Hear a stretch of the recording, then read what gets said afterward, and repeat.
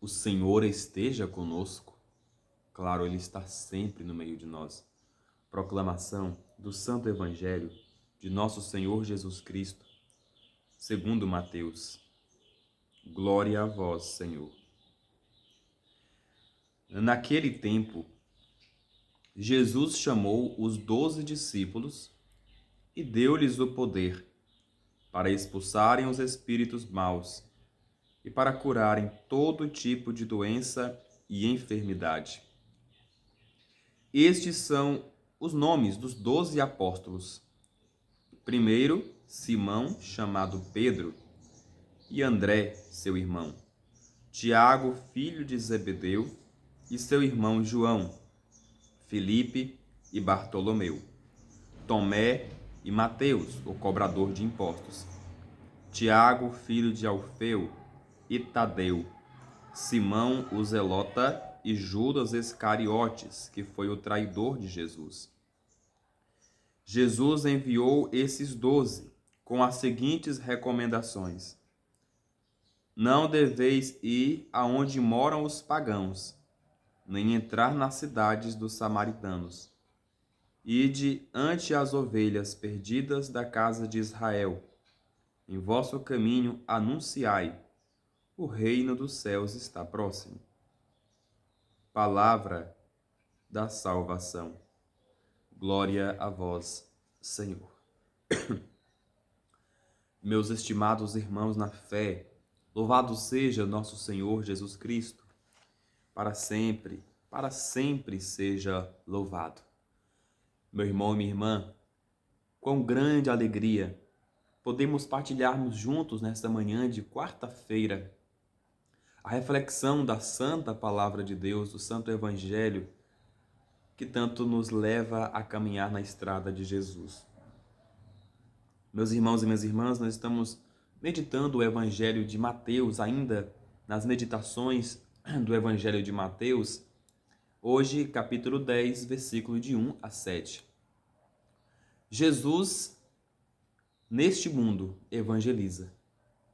Jesus, neste mundo, traz o Evangelho em ações. Mas Jesus, neste mundo, faz questão de poder contar com pessoas humanas para ajudá-lo na divulgação da palavra do reino dos céus. Então, meus irmãos e minhas irmãs, o Evangelho de hoje é uma convocação. Jesus aqui chama os 12 apóstolos a seguirem os seus passos. É o Evangelho do chamado. É o Evangelho da vocação. A gente percebe, meu irmão, minha irmã, que a própria palavra de Deus traz uma lista de todos os apóstolos, né? Começando lá por Simão, até Judas, o traidor. 12 apóstolos. Jesus instrui esses apóstolos.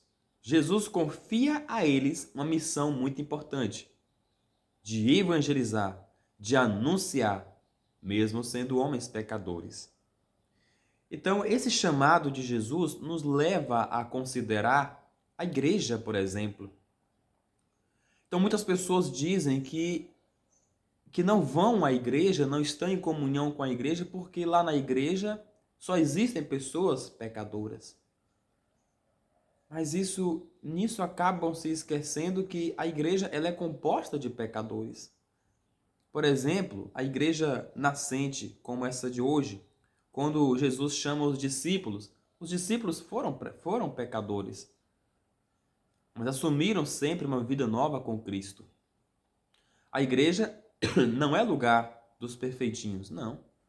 É lugar dos pecadores. Mas, claro, pecadores que olham para Cristo, pecadores que têm sede de se converterem, deixar o coração ser modelado pela palavra de Deus. Então, meus irmãos e minhas irmãs na fé, o principal objetivo no qual Jesus envia os seus discípulos, ele vai dizer assim: ide antes as ovelhas perdidas da casa de Israel. Então Jesus vai dizer: ide a todos, pregai o evangelho, ide nas pequenas vilas, ide nas grandes cidades, ide onde estão as ovelhas perdidas. Ah, meus irmãos e minhas irmãs, Quantas ovelhas perdidas? Quantas pessoas se distanciaram de Deus? Quantas pessoas se distanciaram da palavra? Quantas pessoas deixaram-se levar pelo mundo, pelas coisas mundanas? Acabaram se afastando do amor e da misericórdia de Deus. Até nós, muitas das vezes, quando nós cometemos os nossos erros, os nossos pecados, estamos também afastando da graça e da presença de Deus. Então, a missão dos 12 era: ide, onde estão as ovelhas desgarradas, onde estão as ovelhas sem pastor, onde estão aqueles que não conhecem a palavra, aquele que não conhece o meu evangelho, e ide anunciar. O reino dos céus está próximo, disse Jesus. Meus irmãos e minhas irmãs, muitas obras do que a igreja hoje é capaz de realizar, e especialmente no seu contexto histórico, também é dada pela ação desses discípulos, né? Também é dada pela ação desses apóstolos que, de certa maneira, também se doaram por Jesus, também se doaram pela missão árdua de evangelizar, porque assumiram aquilo que Jesus confiou a eles. Queridos irmãos e irmãs, lembremos, a igreja ela é composta de pecadores, mas um povo que quer ser santo. Mateus, por exemplo, nós sabemos que era um grande pecador, mas passou a ser um grande seguidor de Cristo, como, por exemplo, Saulo. E assim, meus irmãos e minhas irmãs na fé, ouçamos a voz de Jesus, ouçamos o apelo do Santo Evangelho. O reino dos céus está próximo, ele já chegou.